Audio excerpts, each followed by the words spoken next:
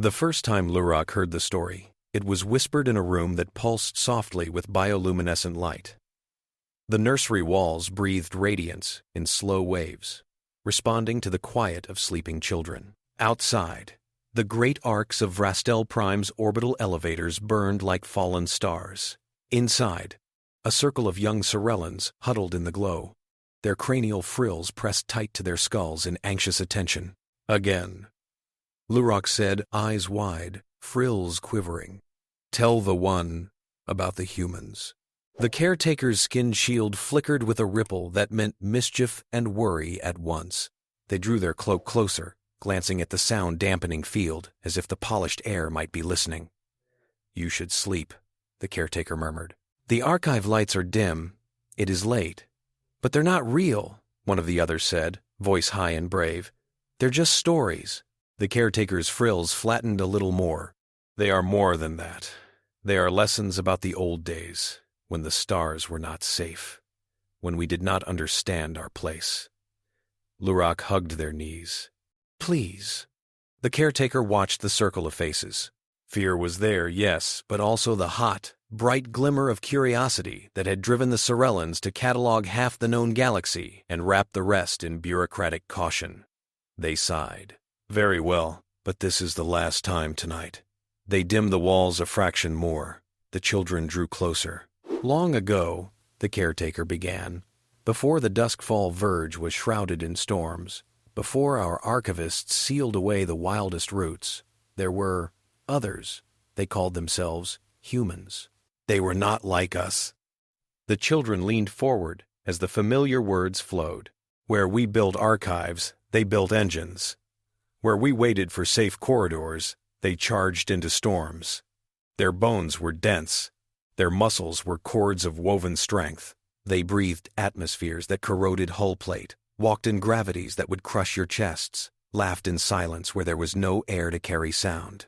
The caretaker's voice dropped. They were not satisfied with what the galaxy offered. They pushed until space itself tore. At the Shard front line, they fought the Drakuul Dominion, and no one knows what weapon they used. Only that afterward, the Kelvaris Rift burned, and the Duskfall Verge yawned open, a wound in the stars no one could close. Lurok shivered, though they knew the cadence by heart. "And then," they whispered. "And then," the caretaker said softly, "they vanished. They went beyond the Duskfall Verge, and did not return. Some say the rift swallowed them. Some say they still prowl the dark between galaxies, waiting. So, when you hear the void whispering at your windows, when you feel the urge to wander too far from the paths, remember, curiosity is how you learn." But too much curiosity wakes the humans. The children squealed and clutched at one another. The caretaker smiled, a little sadly, and smoothed Lurok's tunic. "Sleep now," they said. "The stars are quiet. Our fleets watch the lanes. The humans are only stories." Far above the nursery, those words were less certain. In an amphitheater of glass and polished stone on the same orbital ring, Talenri Vos stood before a projection of the very same myth. Stylized holo shadows of towering bipeds loomed over a cowering child, their teeth exaggerated, their eyes red points. "As you can see," Talenri said, voice carrying through the lecture hall, "iconography shifts over time. Early depictions of humans painted them as unknowable forces. Later iterations emphasized teeth and claws they did not have, or glowing eyes reflecting cultural fears of the dark. The myth evolves to serve our needs." 1,000 tiny notes thrummed on wrist slates as students recorded. Around Talenri, the amphitheater's viewing window showed a calm starfield, with the thin glint of Archive Spire, Nembri's outer structures sweeping past as the station slowly rotated. "In your first assignment," Talenri continued, "you will map the changes in the human legend against political developments of each era. Ask yourselves, what did we want children to fear in those cycles? Wild space? Foreign powers? Unregulated research? Myths are mirrors." A hand rose. "Instructor Voss," a student asked, "what if they were real? Some out-system clusters claim there are human ruins near the Duskfall Verge. That they had a polity, what was it called? Solarian? Solarian Reach," Talenri said with mild impatience. A fringe theory with flimsy support. Artifacts attributed to this reach show fabrication, signatures inconsistent with each other. We classify them as misattributions or hoaxes until demonstrated otherwise. Another hand. Then, why keep the myth? 1. Because, Talenri said, it is useful. It reminds us what happens when courage outpaces caution. It reminds us that not every frontier must be crossed. Their frills relaxed as they spoke. A familiar rhythm. We are archivists. Our duty is to remember and to restrain. Recklessness is for stories. In that moment, the station alarms began to howl. The soft blue ambient lighting snapped to pulsing amber. The starfield beyond the windows stuttered as panels polarized against potential glare. A deep-chested hum ran through the floor as bulkheads slid toward containment locks. The hollow of monstrous humans flickered and vanished. Talenri's first instinct was to straighten their tunic and school their expression. The second was to tap their wrist slate and pull up station overlays. Red icons blossomed at the system's edge emergence points. "Remain calm," Talenri said reflexively, though no one had yet had time to panic. "Class dismissed. Proceed to your assigned safety nodes." Questions swelled up, then clipped off as doors along the amphitheater rim opened and security personnel waved students through. Talenri stood alone as the room emptied, staring at the nova of warning glyphs on the overlay, an unscheduled warp emergence, at the outer markers of Cirellan space. No identification handshake, no traffic filing, no archivist accompaniment, an unknown ship, steady, silent. The High Conclave would debate furiously in the minutes to come, but those arguments were far above Talenri's rank. Their job, for now, was to move. Archive Spire Nembri had procedures for everything, and procedures were comfort. Talenri snapped their slate shut and headed for the central lifts. Across the system, light years condensed into the slender frame of a single ship. The ISS Dauntless Horizon slipped from warped space like a blade emerging from oil. For a moment, the hull shimmered with residual gravity eddies, then smoothed to a matte curve. Its profile was compact compared to Cirellan cruisers, thick-bellied, built less like a cathedral and more like a tool. Inside, Captain Jonat Mendieta watched the transition on a forward screen, fingers curled loosely around the armrests of his command chair. He measured his breathing automatically, counting beats to calm his racing thoughts. So far, the arrival had gone exactly as planned, which he found unnerving. "Warp bubble collapse clean," said Terry Nolo from the helm, voice bright. "No detectable shear. Local frame looks pretty smooth, all things considered." She gave the starfield a low whistle. "That's a lot of infrastructure." The displays showed glowing arcs of orbital elevators, dozens of stations, a slim ring of defense satellites around Vrastal Prime, and the vertical spine of Archive Spire Nembri gleaming against the planet's blue and amber disk. "Traffic patterns?" Jonat asked. "Plenty of civilian traffic in inner lanes," Terry replied. "Outer lanes are quiet. Their military pickets just lit us up, though. Active scans, multiple bands. I'm reading. That's interesting. Their linguistics handshake is running a protocol tree, flagged obsolete by our own systems. Pre-Verge structure. Old trade codes, Lev Petrov said from the analyst station, leaning forward as data scrolled. His dark hair was tied back, his expression unreadable. "We seeded those a long time ago." He felt a curious pressure in his chest, a sense of circling back to something left unfinished. Jonat nodded once. "So they kept some of the old language alive in their archives. Pretty heavily modified," Dr. Isha Belos added. She sat with feet tucked under her on a jump seat, slate in hand, eyes flicking as she parsed the incoming signal. "They're pinging us in something that's part trade cant, part academic register, very formal, very cautious." "Can we answer?" Jonat asked. "Yes," Isha said slowly. "If we're careful, if we use their handshake and keep our grammar simple, they'll understand we're the ones talking, not some automated ghost." Jonat exhaled. His orders were clear. Make contact. Establish trust if possible.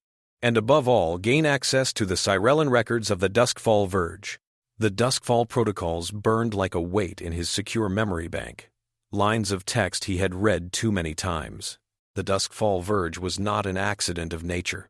It was the scar of a weapon his species had built and used, and the scar was stirring. "Send our greeting," he said.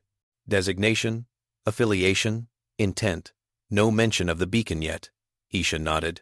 Her fingers danced, and a crisp, modest signal leapt from the dauntless horizon into the listening net of Cirellan space. "Unknown vessel," she said, voice translating and modulating in the outgoing stream. "This is the ISS Dauntless Horizon of the Solarian Reach. We come with peaceful purpose, seeking contact and the exchange of historical information regarding the anomaly you call the Duskfall Verge." There was a pause then, measured in heartbeats and in the distant shift of stars. In the control center of Archive Spire Nembri, Archivist Zelno stared at the decoded content of that greeting and felt their mouth go dry. Solarian Reach. The term flashed a dozen times in obscure footnotes Zelno had read over the years. Disputed inscriptions on scrap metal. Incoherent recordings from the Verge fringes. Fringe scholars arguing in niche journals. And always, that other word coiling near it, like a shadow. Human. Zelno's frills rippled with something that was not quite fear and not quite exhilaration. Around him, the chamber hummed with layered activity. Holograms of the unknown vessel floated in shifting transparencies. Security feeds, sensor overlays, message queues lit every surface. A soft chime indicated an incoming link from Vrastel Prime. Zelno triggered it. The High Conclave appeared as translucent figures in a ring above the holotable, their robes and insignia hinting at divisions in authority and philosophy. They were in mid-argument. "Destroy it now," one was saying. "We cannot risk the children's terror stories becoming real. If it is some Drakuul ploy, and if it is not, another cut in. If this is a remnant from before the rift, our charter demands investigation." Zelno cleared their throat. "Honored members of the High Conclave," they said, as loudly as protocol allowed. "The vessel has transmitted in archaic trade codes. They have identified themselves as human." The word fell into the room like dense matter. Even in holoform, the Conclave seemed to lean away from it. "Impossible," one murmured. "Myth. Archaic terminology," another said quickly. "They are appropriating a legend. This is an attempt to intimidate." "Archivist," came a third voice, cooler than the others. "Can you confirm their biological nature?" Zelno swallowed. "Not from here. We would require visual or biosignature data. Preliminary mass and configuration suggest an inhabited vessel, not an automated artifact. They are holding station, making no aggressive maneuvers." The cool voice belonged to Mediator Jindar Pell, who now regarded Zelno with unreadable eyes. "They request information about the Duskfall Verge," Jindar said. "They ask for history." "Of course they do," another Conclave member hissed. "Stories always ask for more ink. And then, Jindar cut in gently. "It becomes our choice how the story changes. Archivist Zelno, can Archive Spire Nembri host a physical meeting under full quarantine and security measures?" Zelno imagined the logistics, their mind already leaping through protocols. Nembri had entire decks for xenobiological containment, though most had never been used. The idea of something stepping through those airlocks. "Yes," they said slowly. "We can. Then we shall," Jindar said. "We do not broadcast this beyond essential channels. No public feeds, no rumors. We meet the humans in a controlled environment and determine their reality." "And if the children's tales are true?" someone demanded. Jindar's frills drew tight. "Then we will have been the first to confirm a foundational myth." "Archivist Zelno, you have temporary authority to coordinate with Security Commander Yuveth until I arrive." The holo-ring flickered out. Zelno stood very still for a moment in the humming command center. Then they exhaled, tasted the recycled air, and opened a channel to security. "Commander Yuveth," they said, "we are about to receive monsters from a story. I need your absolute best caution, and I need you not to shoot them unless they give us no choice." Security Commander Yuveth's first reaction was an urge to do exactly that. But Yuveth had survived decades in Cirellan security because instinct never overruled training. In the dock bay that would host the human vessel, walls unfolded like petals, exposing layered barriers. Fields shimmered as they came online. Radiation filters, atmospheric buffers, inertial dampers. Cirellan security squads took up positions behind transparent shields, armor gleaming. Yuveth paced the perimeter. They had seen combat against Drakuul raiders at the edges of Cirellan space. But that had been clean, at distance. Ships firing on ships. They had never in their life contemplated a boarding in reverse, inviting the unknown inside. "Lines are secure," one of their lieutenants reported. "We can vent this bay to vacuum in under 2 seconds if necessary." "Make it 1.5, Yuveth said dryly. Their frills twitched with hidden nerves. "And pray we do not need to find out whether they remember to hold their breath." As if in answer, the dauntless horizon tilted in space, attitude thrusters spitting blue-white light as it aligned with the extended docking collar. There was a delicate pause. Then the ship kissed metal to metal, an echo ringing through Nembri's superstructure. In the human ship's airlock, the away team checked seals one last time. Sergeant Daigo Morita flexed his gloved fingers, rolling his shoulders under the weight of combat kit. "Feels like a lot of outfit for a tea party," he muttered. "It's not armor," Jonat said. "It's reassurance. For them." "You sure about that?" Djeneba Khoury asked, adjusting a diagnostic module at her hip. "From the amount of hardware I'm seeing on their side, I'd say they've got us beat in the show of force department." Isha Bellos gave a strained smile. "That's the point. They want to be absolutely certain we understand where we stand." Tari bounced on her toes, despite the gravity being slightly higher than standard Solarian. "I like them already. No mixed messages." Jonat looked at each of them in turn. He thought of the Duskfall protocols again, of the confidential notes attached, written by people who had never expected to meet a child, raised on their echo. "Our objective," he said quietly, "is to establish trust. We will be honest about who we are, but we don't have to lead with our worst stories.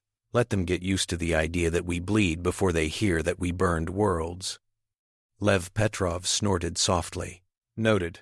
I'll save the war crimes lecture for the second date." The airlock cycled.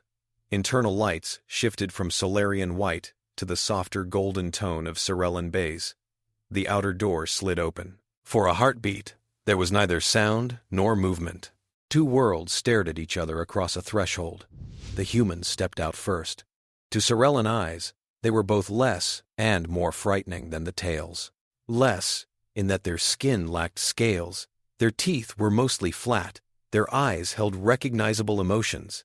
More, in that they carried themselves with unhurried ease, as if walking into a hall full of weapons was a social inconvenience rather than a mortal risk. Jonat led, hands empty and visible. His armor flowed seamlessly with his movements, adaptive plates mapping to the slightly heavier gravity. Behind him moved Aisha with her slate, Lev, Daigo in bulkier gear, Djeneba with her tools, Tari in a lighter flight rig. Talenri, standing beside archivist Zelno at the observation window above the bay, felt their throat constrict. All the illustrations, the holos, the dramatizations, they had never captured the weight of seeing the myth made flesh. They look tired, Talenri thought, surprised, wary, not like monsters at all. Security Commander Yuveth's first thought was different. Heavy, strong. Note the way they track every firing arc without seeming to look. These are predators who dislike arenas. "Welcome to Archive Spire Nembri," Yuveth said through the bay's speakers, voice steady. "Please remain where you are while we confirm environmental compatibility." Jonat nodded. His words came through filtered translation, accented but clear. "As you wish. Our engineers have matched your atmospheric composition based on sensor data. We are ready to comply with any quarantine procedures." In the observation room, Zelno pinched a control. The bay's scanners swept over the humans in invisible waves, sampling biofields, looking for pathogens, checking for unreasonable anomalies. They were, by the raw data, disturbingly robust. Bone density exceeded Cirellan baselines. Musculature, Cardiovascular capacity. Radiation tolerance numbers clipped past Zelno's sight in an unsettling parade of advantages. They are as strong as the legends, Zelno murmured. Physically, at least. Confirm no contagious agents, came a medic's voice. Their microbiome is rich, but self-contained. No immediate threat. Then we proceed, Jindar Pel said. The Mediator had arrived quietly, now standing with hands folded. Their frills were smoothed into diplomatic neutrality, but inside their mind questions cascaded. If these are truly the ones from the Shardfront tales, what do they remember? What do they regret? The inner doors parted. Uveth and a small delegation moved down the gangway to meet the humans. Up close, the differences sharpened. Human eyes tucked under bony ridges. Dermal layers with subtle variations hinting at heritage. Slight differences in height, build, facial arrangement. They smelled faintly of metal, ozone, and something warm and wild. Uveth could not name. Commander Uveth, the security head said, touching their chest in formal greeting. Station security. You will remain under escort at all times. Captain Jonat Mendieta, Jonat replied, echoing the gesture with careful respect. Solarian Reach, Exploratory Corps, thank you for receiving us. Behind the words, through the omniscient gaze, his mind ran faster. They're scared but curious. If they meant to kill us, they would have opened fire the second we dropped out of warp. This is their compromise. Bring the monsters into the library where you can see them. I am Mediator Jindar Pel, Jindar said, stepping forward. By authority of the High Conclave, I am empowered to conduct first contact proceedings. You have requested information on the anomaly we call the Duskfall Verge. Jonat inclined his head. Yes, but first, we thought it might be wise to ensure we understand what you call us, he gestured, and Isha brought up a small holo-projector. A stylized image appeared between them. The Cirellan children's holo Zelno had reluctantly transmitted earlier as a sample. Grotesque human figures with claws and glowing eyes towered over a cowering child. Talenri, watching from above, felt heat climb their neck. They had sent that file thinking it would remain among analysts. We have stories, Jonat said softly. His voice carried, thanks in part to Cirellan acoustic design. About creatures we feared. Once. You have stories about us. He let that hang, then smiled faintly. We thought we should see one. For once, Jindar Pel's composure cracked. Their frills rippled, and they exchanged a look with Zelno, an entire civilization's habit of keeping awkward truths politely buried, pressed against the moment. Talenri stepped forward, surprising even themselves. Those are disciplinary fables, they blurted. They're meant to teach children not to wander into wild space. You should not take them as literal. Jonat watched Talenri, noting the way their frills twitched between embarrassment and defensive pride. I understand, he said. Where I come from, we tell children stories about monsters in the dark, too. Sometimes, they're even about us. Lev chuckled under his breath. Fairy tales back home would give your archivists conniptions, he murmured in Soul Standard, too quiet for translators. Wolves that talk. Old women who eat children. Jonat's lips twitched. The tension in the bay eased by a hair. Behind his calm, though, something else stirred. The knowledge that their species had, once, matched those fables too closely. We would like, he went on, to hear your version of our history. And, if you are willing, we will share ours. In the hours that followed, the Dauntless Horizons crew and their hosts began the long, awkward process of standing myth and memory side by side. In a circular briefing room overlooking the planet, Talenri laid out the Cirellans' compilation of human materials, holo icons of carved metal fragments with Solarian Reach inscriptions, garbled recordings of human radio chatter from the Shardfront days, dramatized retellings of battles with the Drakuul. They disappeared, Talenri concluded, projector bathing their face in pale light.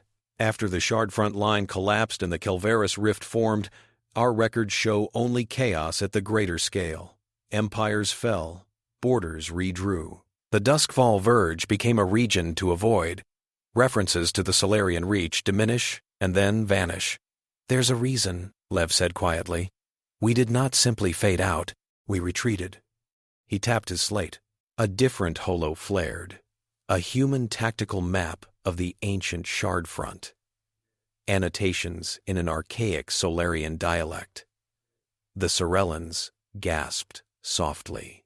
"We built a weapon," Lev went on, overriding his own discomfort. "A device designed to disrupt warp topology on a massive scale. A Nullwave Beacon." Ruvox, who had been quiet until then, sat forward. The Cirellan physicist's frills flared with professional alarm. "You created a controlled nullwave collapse?" "We thought we could," Lev said. "We were wrong. We used it near the Kelvaris Rift in a last attempt to break the Drakuul Dominion's advance. It worked, and then it kept working." He looked out at the starfield beyond the glass. Even from Nembri, the Duskfall Verge was visible as a faint bruised smear in the distance. It tore a hole in space. Shattered routes. We lost ships, stations, entire populations, our own and others. When the dust settled, our leadership made a choice.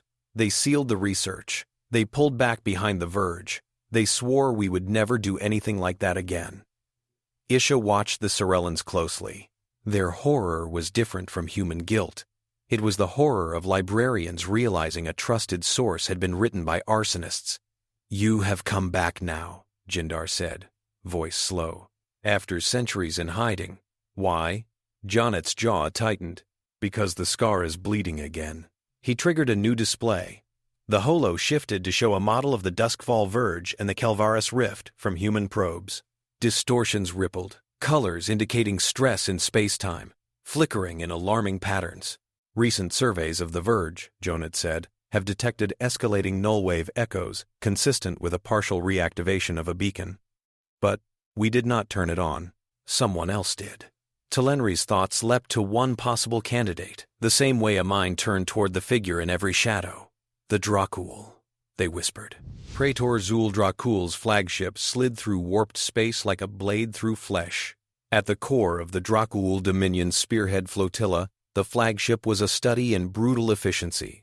Angled hull plating optimized for deflection and intimidation, protruding spines of sensor and comm arrays, weapon emplacements, like clustered fangs. In the command theater, Zhul watched a projection of the Kelvaris Rift's edge swell before them. Drakuul eyes, like polished obsidian, reflected the writhing patterns of distorted space. "Nullwave flux is within predicted tolerance," an adjutant reported, voice carrying a metallic undertone shaped by the Dominion's language implants. "Beacon fragments are coupling with local topology." Zhul's frills, small hardened ridges along their skull and jawline twitched. Where Cirellan flexibility spoke of nuance and compromise, Drakuul anatomy had grown more rigid under generations of selective breeding and augmentation. "Fragments are not enough," Zhul said. "We require the core." The Drakuul's historians had their own stories of humans. They did not frighten their children with tales of monsters. They told them about a worthy enemy, the only enemy who had ever forced them to retreat. The Dominion's sense of wounded pride had echoed through generations, curdling into fury and ambition. "We have confirmed Cirellan dispatches," another officer said. "They have made contact with a vessel identifying itself as Solarian Reach, human." Zhul's lips peeled back from sharp teeth in something like a smile. "So they crawl out of their hole at last. Good, we can finish what our ancestors started." "Praetor," the adjutant ventured, "if they still possess full control over the beacon designs." "They do not," Zhul's voice sliced cleanly.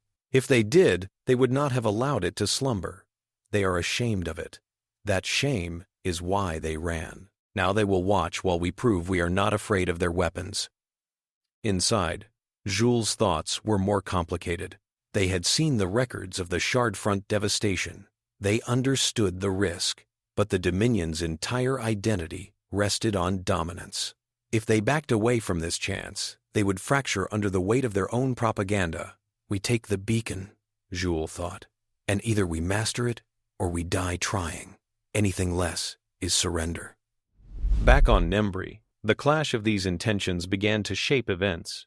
When proof of the Drakuul flotilla's movements reached the station, It arrived as a cascade of sensor logs from deep sensor arrays and the shaky feeds of fringe traders. In a secure chamber, Ruvox stood before the compiled data, their frills trembling. "The Drakuul," they said, voice thin. "Hundreds of signatures, masked but not invisible. They're moving toward the Kelvaris Rift, under nullwave camouflage. Only a beacon could generate that pattern." Harmathi Kel of the Thessari Conclave watched from across the table, their elongated features composed but their pupils pinched tight. The Thessari vessel had slid into Cirellan space under emergency protocols, its crew whispering predictions and probability curves. "From our modeling," Harmathi said, "if the beacon reaches full activation, the verge will expand. Warp corridors will collapse. It will not be limited to your territory or theirs." "We should warn them to stop," a Cirellan official blurted. Harmathi's lips tightened. "We have." The Dominion responded with rhetoric and threats. Jindar Pel looked from Harmathi to Jonat. "So we face a choice," Jindar said. "We can do nothing and watch the scar in space tear open. Or we can attempt to intervene, with all the risks that entails." "The Drakuul will not listen to you," Zhul's distant counterpart said grimly. "Not to Cirellans, not to Thessari." Jonat held Jindar's gaze. "They might listen to us, or at least they'll make the mistake of underestimating us personally rather than the weapon." He clasped his hands behind his back, feeling the invisible weight of his ancestors' choices. "We want to go in," he said. "To the rift. To the beacon. We have the best chance of shutting it down." The room reacted with overlapping protests. "That is madness. You expect us to escort you to the heart of a spatial fracture? You would lead the very monsters of our fables into the oldest wound in the sky?" Talenri flinched at that last, taken aback by the unvarnished language from a normally measured colleague. They glanced at Jonat, waiting for offense. He only nodded slowly. "I understand why that sounds like inviting a fire into your archives," he said. "But we are responsible for that fire. Our people built the beacon. Whatever the Drakuul have, they have scavenged from our ruin. We know its bones." Lev, who had been quiet, spoke up. "Our simulations suggest that traditional approaches, bombardment, field collapse, from outside, have less than a 10% chance of success and a much higher chance of triggering an uncontrolled detonation. We have designs for a shutdown sequence. The trouble is that someone has to execute it from inside the control core." Harmathi Kel's eyes unfocused for a moment as they consulted their own predictive models. "Our estimates agree," Harmathi said reluctantly. "External interference is far more likely to catastrophically destabilize the rift. A direct incursion by a small team offers the best hope." Jindar's frills twitched. "An incursion," they repeated. Cirellan doctrine recoiled from the thought. War, for them, was a matter of economic leverage, cyber interdiction, blockade. Close quarters boarding belonged in the stories Talenri taught. Captain Kesharon Dole, summoned from the outer fleet cordon, had been silent until now. The Cirellan fleet captain's eyes were hard lines in a weathered face. "I have stood off Drakuul raiders," Kesharon said. "I have watched them strip the hulls of our patrol craft with beamfire. If we do nothing now, they will come regardless. The rift will spit their ships into our lanes like darts. If the humans are willing to risk an assault on the beacon, I will not have my crews remembered as the ones who held back out of fear." Jindar turned to Talenri, catching them off guard. "Archivist Voss," Jindar said, "your field is myth and history. You have just met a legend made flesh. What is your assessment?" Talenri felt the weight of everyone's attention. They thought of Lurak and the other children, cowering happily under blankets at the idea of humans prowling vacuum. They thought of Jonat calmly watching their reaction to the horror hollow, of Daigo wincing when struck by falling equipment but still hauling a panicked Cirellan technician out of harm's way earlier that day. "They are not what we told our children," Talenri said slowly. "They are more complicated. They are capable of alarming things.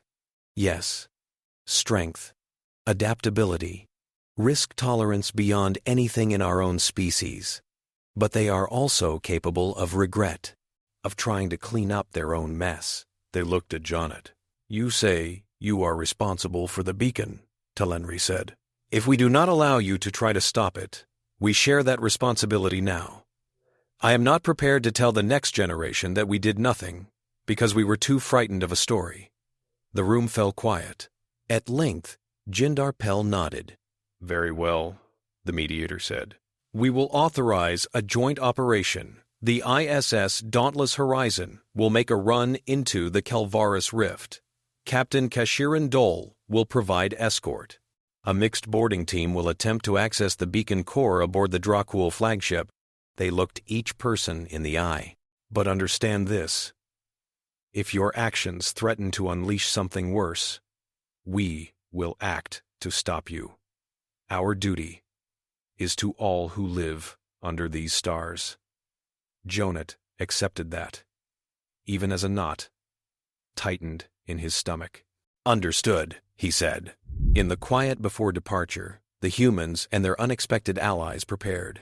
The Dauntless Horizon's hangar bay became a chaos of gear checks and integration work. Humans and Cirellans moved together under the watchful lamps. Djeneba Kori hunched over a tangle of cables, splicing Cirellan sensor components into human control consoles. I cannot believe you are doing that to our equipment, a Cirellan engineer murmured, hovering. It'll work, Djeneba said. Your sensor crystals are more sensitive at certain frequencies. Our system can't read them natively, so I'm building a bridge. Think of it as bilingual hardware. The engineer's frills twitched skepticism. You are moving very fast. Djeneba flashed them a grin. We're on a clock, none of us set. Trust me, we would all prefer weeks to test. We don't have that. Nearby, Tari Nagolo and Lev Petrov plotted course options through the Kelvaris Rift. You can't put us through there, a Cirellan navigator protested, tapping a region of the holo where the field lines knotted into lethal spirals. The gravity shear alone, we don't want to, Tari agreed. But the standard safe corridors are exactly where the Drakuul will be watching. We need to ride the edges, use the instability against them. Lev overlaid data from ancient Solarian charts onto Cirellan models. The rift's shape had shifted over the centuries, but certain resonances persisted. Here, he said, marking 3 points. Microeddies create pockets of relative calm for brief windows. If we time our burns to catch the leading edges, we can slingshot around the worst of it. That's guesswork, the Cirellan objected. It's educated intuition, Terry corrected. Computers can't update fast enough in that environment, so you need a brain in the loop that can see patterns as they emerge. That's what I'm for. The Cirellan navigator watched her for a long moment, something like reluctant respect growing. You will die if you are wrong, he said. Yup, Terry said cheerfully. So it's a good thing I like being right. Ruvox approached Djeneba as the preparations continued. The scientist's fingers flexed anxiously, frills trembling. You will trust me with your shutdown sequence? They asked. The source of your greatest shame? Djeneba looked up from her wiring. She had not slept much since they arrived. The thought of putting beacon control code into an alien's hands grated against instincts honed by generations of secrecy. Then she thought of the rift widening, of Drakuul ships pouring through. Our ancestors already proved what happens when we hoard knowledge like weapons, Djeneba said. This time, we try something different. She handed Ruvox a data baton. This contains the theoretical model and a partial override routine. It's incomplete, but you understand local topology better than we do now. Help me finish it. Ruvox took the baton as if it were both artifact and explosive. There was a strange light in their eyes. I will, they said. And for whatever it is worth, I do not think of you as monsters. Djeneba chuckled, rubbing her forehead. Give us time. We're very versatile. On the morning of departure morning by Cirellan station time, at least the Dauntless Horizon undocked from Archive Spire Nembri, under the gaze of hundreds of hidden eyes. In the nursery where Lurok slept, the caretaker had not told the human story again. They talked instead of gentle nebulae and slow comets. But when Lurok woke half an hour before their scheduled cycle, they drifted to a viewport and pressed their hands to the cool transparency. A small, tough-looking ship glided past, flanked by Cirellan escorts and a more distant Thessari vessel. Its hull shone in the light of Vrastel's sun, leaving a faint trail of ionization that sparkled like dust. Lurok did not know the name of the ship. They did not know who crewed it or where it was going. They only knew that someone had decided to open a door in a story that had always ended with the same warning. Don't go too far. The humans are out there. Now, it seemed, the humans were going farther still. In the command chair, Jonat watched the familiar lines of Nembri recede on the main display. Beside him, Captain Kesharon Dole's ship, sleek and cautious, held station. Farther out, the Thessari vessel shone, like a shard of glass hung in the dark. Formations aligned, Tari reported. Escorts in position. Rift boundary in 30 minutes at current speed. Understood, Jonat said. He thumbed the comm. All hands, this is the captain. We are about to enter the Kelvaris Rift. You all know why we're here. You've seen the projections. This is not a drill, and it is not a symbolic gesture. He paused, choosing his words. Our ancestors cut this wound in space. We could have stayed on our side of it forever. Let others deal with the consequences. We chose not to. We are going in to try to shut down the last echo of their worst mistake. We do it knowing we might not return. We do it anyway, because if we don't, someone else will pay the price. His voice steadied. Strap in. Final checks. See you on the other side of the storm. The rift rose ahead like a bruise in the night. Space around it twisted, stars smearing into faint arcs. Sensor readings jumped and jittered. The navigation overlay warped, lines bending like melted glass. Tari's fingers hovered over the manual controls. Sweat beaded at her temples. You know, she told the ship conversationally, because it calmed her. Most sane people would have turned back already. The dauntless horizon's throttle eased forward. The ship slipped into the Kelvaris Rift. Gravity became a whimsical thing, tilting floor and ceiling in gentle suggestions. Hull plating groaned as space around it flexed. External visuals turned into a kaleidoscope of lensing lights. Stabilizers at 90%, came the report. Radiation levels rising, but within tolerance. First eddy in 10 seconds, Lev said.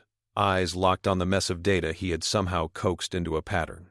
9, 8, Terry. I see it, she murmured. The control surfaces under her fingers glowed, multifaceted. Brace. 3, 2. The ship shuddered, rolled, then snapped into a new orientation as Tari timed a burn perfectly with a gravity swell. Instead of being flung sideways, they rode the wave like surfers on an unseen ocean. Kesharon's escort ship wobbled but followed, its crew murmuring, admiring curses over the interlink. That should not have worked, the Cirellan navigator breathed. She is navigating by instinct. Instinct informed by math, Lev muttered. Give her some credit. They rode 3 such eddies, each one tightening Jonat's shoulders.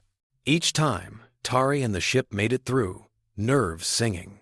On the 4th, a spike of nullwave interference punched through the shields, slamming Daigo against a bulkhead.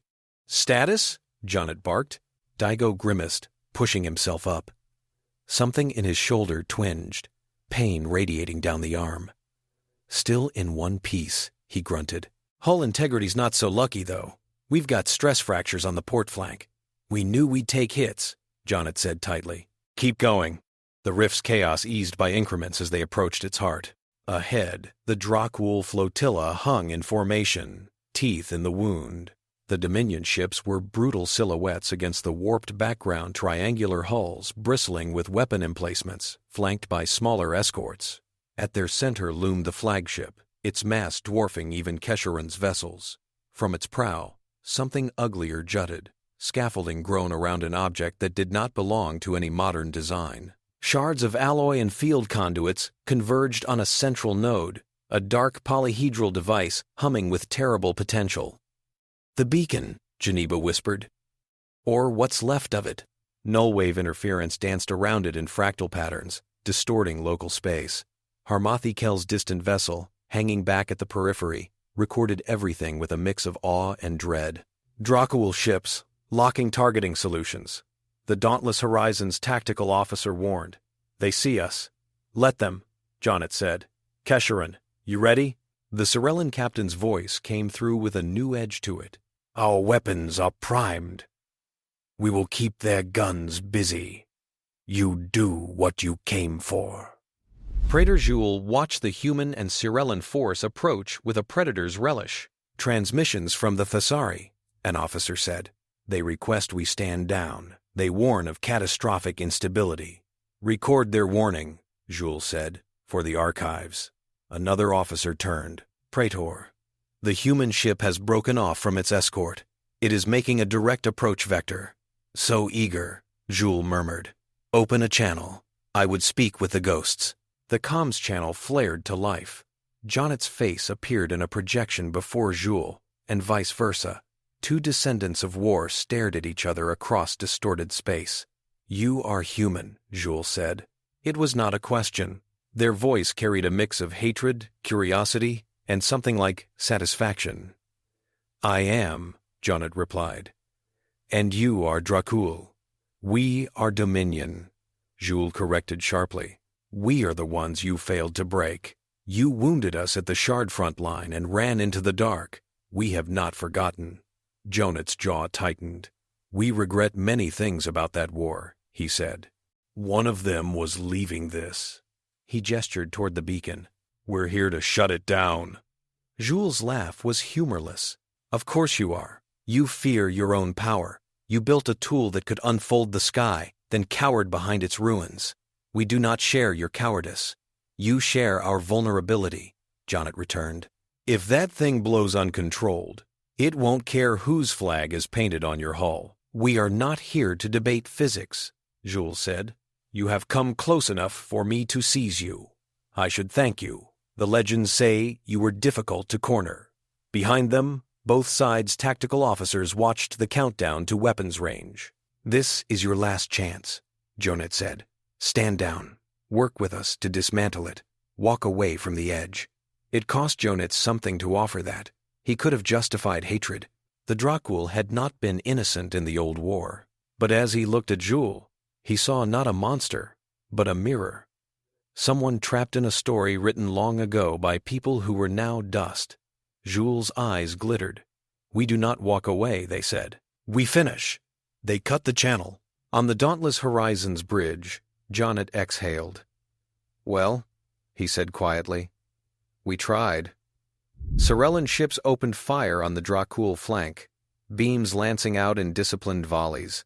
Drakuul vessels responded in kind, the void between them, filling with streaks of lethal light. The Dauntless Horizon dove. Under Tari's hands, the ship hugged the shifting lines of the rift, using residual nullwave eddies as cover. Drakuul targeting arrays struggled to lock on, their algorithms ill-suited to something riding the turbulence so intimately. Boarding pod ready, Daigo reported, strapped into the assault craft's harness. Around him, humans and Cirellan security troopers checked weapons and suits. Talenri sat in the back, harness tight, heart pounding, wondering how their life had led from a lecture hall to here. You can still stay, Jonat had told them earlier. No shame in it. This isn't your war. It is everyone's war, Talenri had answered, surprising themselves with the certainty. If the beacon tears space again, there will be nowhere to hide. And someone should be there to remember what actually happened. Now, as the boarding pod shook in its cradle, Talenri regretted that noble impulse, but clung to it all the same.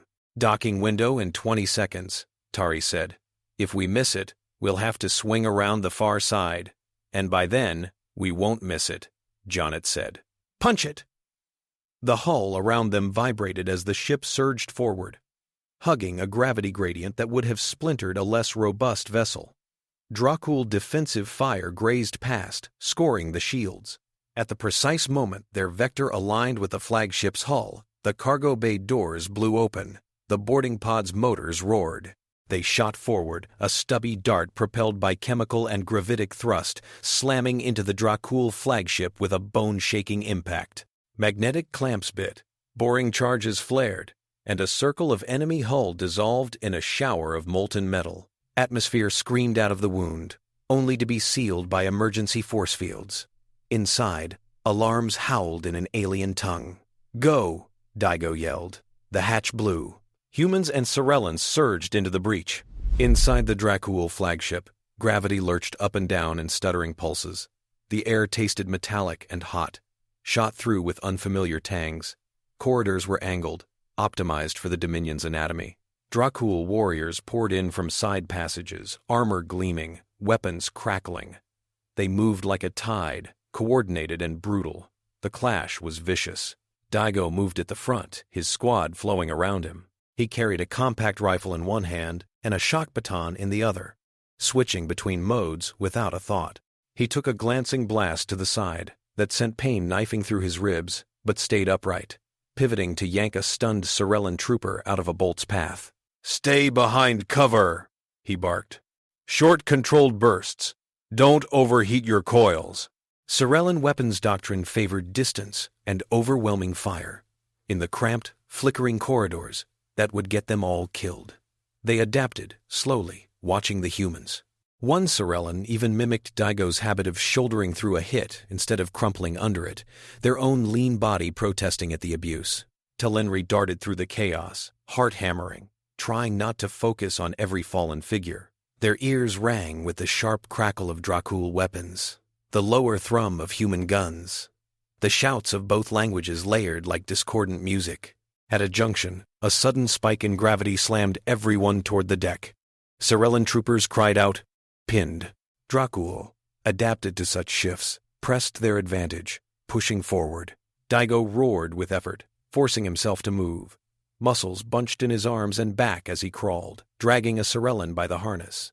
Jonat, teeth clenched, braced his legs, and pushed against the floor as if it were mud, hauling another ally free.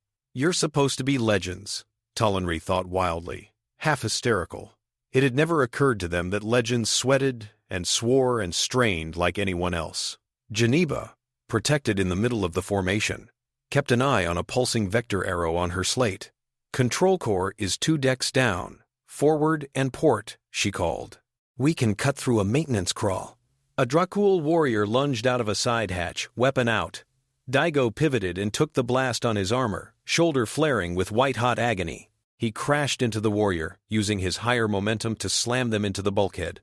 The two went down in a tangle. The Drakuul snarled, teeth snapping inches from Daigo's faceplate. Their muscles bunched, trying to flip the positions. Daigo found a crease in their armor and drove his baton in, discharging a stunning jolt. The warrior spasmed and went limp. Panting, Daigo pushed himself up, ignoring the fresh bloom of pain in his ribs. "Still with you," he grunted. "Keep moving." In the flagship's command center, alarms painted the room in red. Zhul watched boarding indicators flash on an internal schematic. "They dare," Zhul murmured. "In our own ship, Praetor," an officer said. "They are heading for the beacon-controlled nexus." "Of course they are." Zhul's mind raced. If the humans reach the core, they might attempt to shut it down. Or worse, reclaim control. "Reroute security teams to the nexus," Zhul ordered. "Engage internal defenses and prepare to fire the beacon." "Praetor," the adjutant began. "We cannot let it be taken out of our hands," Zhul snapped. "If it must fire at partial power, then so be it. The galaxy will learn we held the trigger." At the control nexus, the beacon's interface loomed like a scar in the architecture. It did not match the clean lines of Drakuul design. Angular human patterns intersected with brutalist Drakuul augmentations. Panels jutted at odd angles. Energy crackled in the air, making hair stand on end. Cirellan frills twitch. Djeneba felt every engineer's instinct scream in protest at the jury-rigged monstrosity.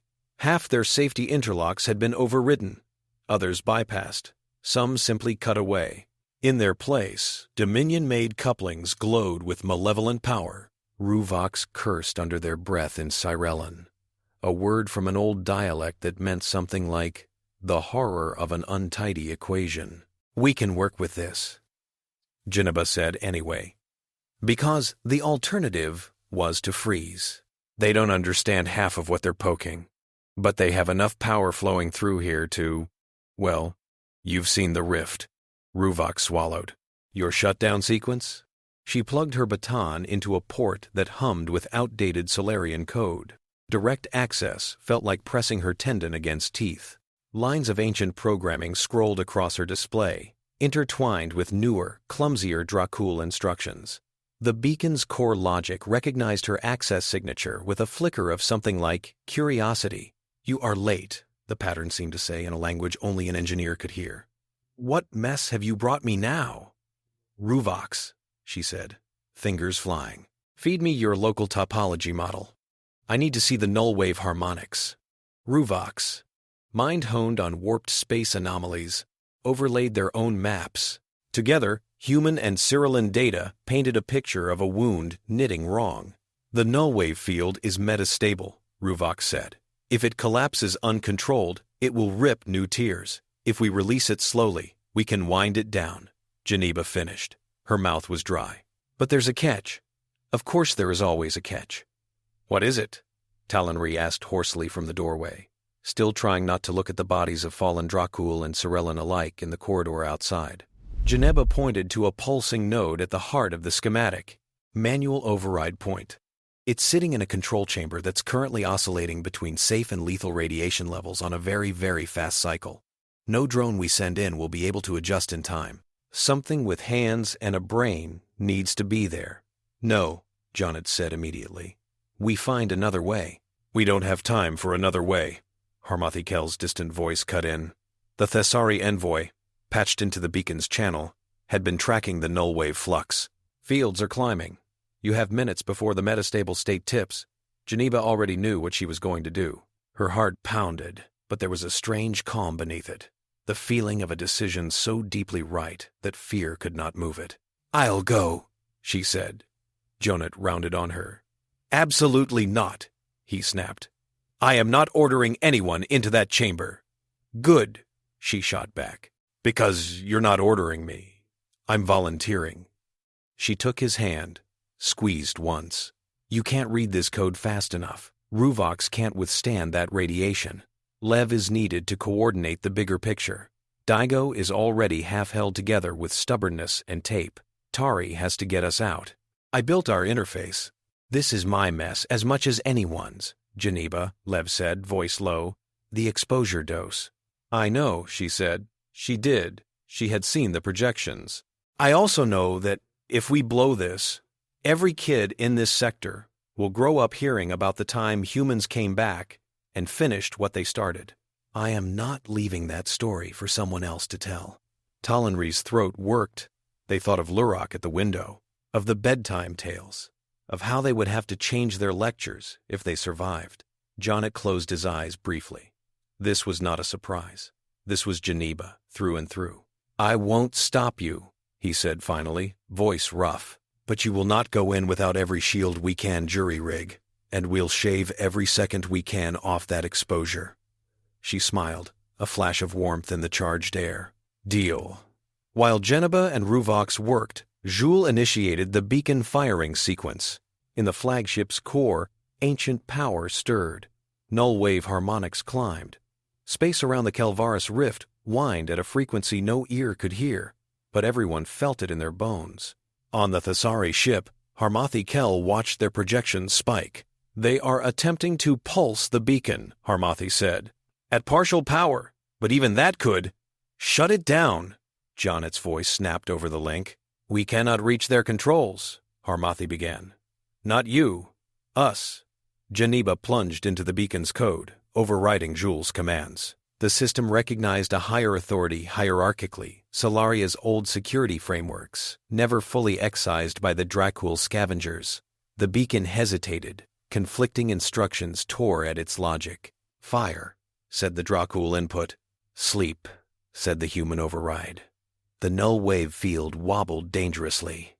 "There," Ruvox breathed. "You have leverage. You can force it into a controlled descent, but only if that manual override is engaged now." Djeneba stepped toward the access hatch to the control chamber. The readings spiked and fell in jagged cycles. Safe enough dose, then instant lethality, then safe enough again. The window was measured in heartbeats, each one uncertain. Daigo moved, as if to block her path. She stared him down. "If you try to stop me," she said, "I will deck you and then go in anyway. Don't make me waste time we don't have." He laughed once, bitterly. "That's the most you thing you've ever said." Jonat put a hand on Daigo's arm. The Marine stepped aside. "Make it worth it," Jonat told Djeneba softly. "I intend to."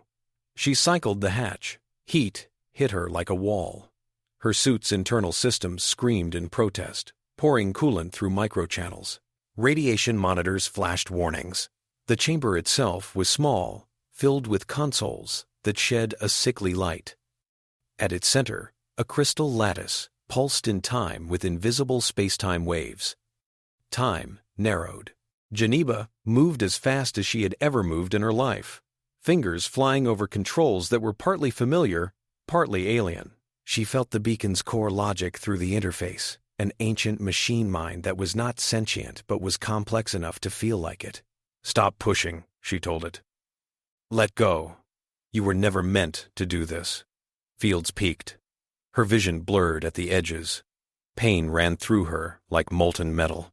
Outside, nullwave pulses licked at surrounding space, making Cirellan and Drakuul ships judder. Harmathi Kel watched their projections teeter on the edge of runaway amplification. "Come on," Talenri whispered, though Djeneba could not hear them. "Please, just this once, let a story end with something other than fire." In the command theater, Zhul saw control slip from their fingers. Indicators on the beacon control panel flickered from engage to inhibit, red to amber to a slow, soothing blue. "What are they doing?" Zhul snarled. "Human override." "Praetor," an officer said, panicked. "They are dismantling the field." Zhul's hand hovered over a hard bypass. They could restore the firing sequence by force. But the beacon was already in a delicate state. Slamming it back to full power now would be like shaking a delicate sculpture in the middle of assembly. If they tried and failed, the Dominion's fleet, the Cirellans, the humans, the Thessari, they would all die in the same blind flash. Somewhere deep inside, not where honor and pride shouted, there was a quieter voice. It whispered of a different kind of legacy, not one of fear, but of survival. "We do not die for their legend," it said. "Not if we can choose otherwise." Zhul's jaw clenched. They dropped their hand. "Cease external beacon commands," they ordered curtly. Officers stared. "Praetor, you heard me. We are withdrawing. You would retreat?" One blurted, appalled. Zhul swung their gaze like a weapon. "From a device we cannot yet master, in a context we did not fully anticipate. With our ships at risk of being torn apart by a human who is willing to die inside the core? Yes, we will fight another day, on ground of our choosing. And anyone who thinks honor demands otherwise can argue with me when the rift is not screaming in our hull." On the beacon's internal readouts, nullwave amplitude peaked, then began to fall. Djeneba's fingers slowed. Her breath came ragged. Somewhere beyond the chamber, she felt Jonat's presence like a solid point. "We're with you," he said through the link. Voice thick. "You'd better be," she whispered. "I've just given your grand mistakes a nap." She hit the last confirm. Nullwave fields snapped into a new configuration. The beacon, for the first time in centuries, entered a true shutdown state, not the unstable sleep it had been left in, bleeding into the rift, but a carefully sequenced power down. Outside, the screaming of space quieted. The distortions around the Kelvaris Rift smoothed, their amplitude falling steadily. Harmathi Kel watched in awe as their models updated. Instead of jagged, rising spikes, the projections slid downward. "It's working," Harmathi breathed. "They have done it." On every ship there was a moment of stunned silence. Then cheers erupted on the Cirellan bridge, in the Dauntless Horizon's corridors, even in a few Drakuul compartments, where younger officers had not been raised entirely on old grudges. In the flagship's control nexus, Djeneba sank to her knees. Pain folded in around her, heavy and numbing. Radiation readings were dropping, but the damage was done. Her cells had taken more than they were meant to endure, but she was still conscious long enough to feel something like satisfaction. "Hey," she said faintly into her comm. Tell them we fixed it." Her vision narrowed to a tunnel. At its end, she imagined the verge as it might one day be. Not a scar, but a route. Not a warning, but a lesson. Then she let go. On the dauntless horizon, Jonat felt the break in the line like a physical blow. He closed his eyes, hand pressed against the bulkhead, swallowing a shout. Lev leaned against the wall, eyes burning. Daigo sat heavily on a crate, head bowed. Talenri watched all of them, realizing that what they had just seen was not some monstrous delight in sacrifice, but a painful, stubborn insistence on taking responsibility. Praetor Zhul gave the order, and the Drakuul flotilla began to pull back. They reoriented their ships, engines burning bright, slipping away from the rift's heart. They did not apologize. They did not thank. They simply retreated, leaving behind the inert husk of the beacon and a cluster of stunned enemies. As the Dominion vessels diminished on the sensors, Zhul allowed themselves a final glance at the region's readouts. "You win this scar," they murmured to the empty air. "But there are others, and we are not done." On the Thessari ship, Harmathi Kel updated their species' models of humanity. Previously classified as high-risk destabilizers, humans now shifted into a new category, volatile stabilizers. Dangerous, yes, but also willing to risk themselves to prevent greater catastrophes. Ironic, Harmathi thought, that the monsters from so many bedtime tales might be the ones standing between everyone and the dark. In Archive Spire Nembri's command center, Zelno received the summary reports as if in a dream. The beacon deactivated. The rift's waveform calming. The Drakuul in retreat. Casualty lists. One name among them made Zelno's throat tighten, though they had barely known her. Djeneba Kuri, engineer, human. They imagined trying to explain this to a child. Once, there were monsters. They did terrible things. Then they came back and walked into the very heart of their worst weapon, not to use it, but to turn it off. In the days that followed, the Cirellan High Conclave argued, as they always did. Some wanted to rush to formal alliance with the Solarian Reach. Others wanted to seal their space even more tightly, terrified that proximity to humans would invite more trouble. Thessari mediators offered to host joint talks in neutral corridors. Drakuul movements shifted along other borders. Through it all, the dauntless horizon remained for a short time at Nembri, repairing damage, grieving, exchanging data. Talenri found Jonat alone in a viewing gallery one evening at 9 p.m. station time, starlight maps spilling across his face. "You should have told us," Talenri said softly, "about the beacon, about your intent to risk so much." Jonat didn't turn immediately. His eyes were on the Duskfall Verge's faint smear, now subtly diminished. "Would you have believed us?" he asked. "If we had come saying, 'We built a monster, and we're here to kill it'?" Talenri considered. "No," they admitted. "Would you have believed us?" Talenri considered. "We would have thought it was a ruse, that you wanted access to our archives to finish something." "That's why we showed you our fear instead," Jonat said. "Fear is harder to fake." Talenri studied him. "And now?" "Now," Jonat said quietly, "we try to live with what we've done, and what we've undone." "There is a child in my nursery class," Talenri said, surprising themselves by bringing it up. Lurok. They love the human story. It used to end with, "They are out there. Be afraid." I cannot tell it that way anymore. Jonat's shoulders tensed. "What will you tell them?" Talenri looked out at the softened scar. "That once, long ago, there were creatures who scared everyone, including themselves," they said. "They made a weapon that tore the sky. They ran from it. For a long time, people told stories about them to keep children close to home." They glanced at Jonat. Then the creatures came back. They were still frightening. They still did reckless things. But when the old weapon woke up, they went into the dark and turned it off. Not because they were heroes, because they did not want anyone else to live under that shadow. Jonat's mouth twitched. "That's a kinder story than we deserve," he said. "Stories are choices," Talenri replied. "We chose the old one out of fear. I think it is time to choose a new one." When the dauntless horizon finally departed, it did so without fanfare. No grand ceremony, no public spectacle. Only a few quiet figures at the viewing ports, watching the compact ship drift free of its berth and pivot toward the steady stars. In the nursery, Lurok pressed their face to the cool transparent panel again, watching the small vessel's engines flare. Their caretaker stood behind them, hands folded. "Where are they going?" Lurok asked. "Home," the caretaker said. "And to other places that need them." "Will they come back?" The caretaker hesitated. "Perhaps, if the stars need fixing again." Lurok absorbed that in silence. Their frills fluttered. "Tell me the human story," they said. The caretaker almost protested that it was late, that there were new safety tales to tell. Then they saw the way Lurok's gaze followed the shrinking point of light. "All right," they said, "but it is different now."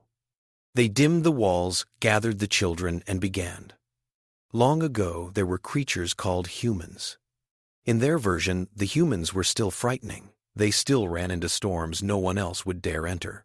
They still bore scars from wars that had nearly ended everything. But now, at the end, instead of the monster waiting outside the window, there was a ship, battered and stubborn, flying toward a wound in space with the intention of healing it. And somewhere beyond the duskfall verge, aboard that ship, Jonat Mendieta stood on a small observation deck and watched the rift recede. He thought of Djeneba, of the beacon, of Zhul. He thought of Talenri's promise to change the story. "Do you think they'll ever really stop being afraid of us?" Daigo asked quietly, joining him at the window. Jonat considered. "I think," he said, "that fear is part of respect, and respect is part of trust. We don't need them to forget what we're capable of. We just need them to believe we're more interested in fixing things now than breaking them." Daigo grunted. "And demand." Daigo grunted. "And demand. Fixers with sledgehammers." Jonat smiled faintly. "Something like that." The ship sailed on, a small artifact of a species the galaxy had once used as a monster to frighten children. Now, slowly, carefully, they were learning a different role, not less dangerous, just differently dangerous. To wounds, to apathy, to stories that said nothing ever changed. Out in the nursery on Vrastel Prime, Lurok drifted to sleep, listening to the new version of the tale, dreaming not of hiding from humans under a blanket, but of one day standing on a ship's deck, looking out at some broken edge of the sky, and saying, as Djeneba had once said, "We can work with this.